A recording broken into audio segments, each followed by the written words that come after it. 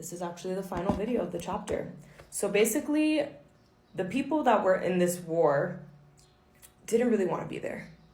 There were a bunch of people that were recent immigrants that were not that patriotic, really, for America. They were deserting left and right. They were dying. They were getting sick. All of these things were happening. But eventually, the glory of the victory was for the president and the generals, not the deserters, the dead, or the wounded. Of the 2nd Regiment of Mississippi Rifles, 167 died of disease. 2 regiments from Pennsylvania went out, 1,800 strong, and came home with 600. John Calhoun of South Carolina said in Congress that 20% of the troops had died of battle or sickness. The Massachusetts Volunteers had started with 630 men.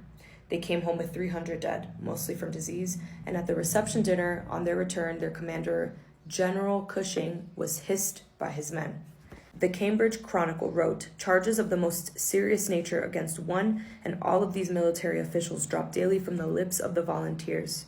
The New York Commercial Advertiser said in June 1847, "It is a well-known fact that immense fortunes were made out of the poor soldiers who shed their blood in the Revolutionary War by speculators who preyed upon their distresses. A similar system of depredation was practiced upon most of the soldiers of this war." Mexico surrendered. There were calls among Americans to take all of Mexico. The Treaty of Guadalupe Hidalgo, signed February 1848, just took half. The Texas boundary was set at Rio Grande. New Mexico and California were ceded. The United States paid Mexico $15 million, which led the Whig intelligencer to conclude that we take nothing by conquest, thank God. Nothing new. The same shit. Let me know what y'all think about that chapter. Yeah. I don't know, man. I don't know what to say anymore. I think I say that after every chapter, but I don't know what to say anymore. The next chapter is chapter 9, and it is titled Slavery Without Submission, Emancipation Without Freedom. This chapter is about 40 pages. So what I'm going to do with this next chapter is that I'm actually going to break it up into 2 parts. Part 1 will be 20 pages, and then part 2 will be the other 20 pages.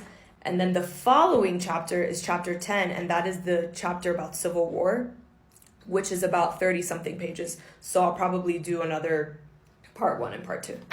Just wanted to give y'all a heads up of what to expect moving forward. I'll check in with y'all tomorrow. Let me know what you think. If you want to buy me a coffee or some flowers, here is my Venmo and my Cash App. I'm grateful for y'all, and I will talk to you soon.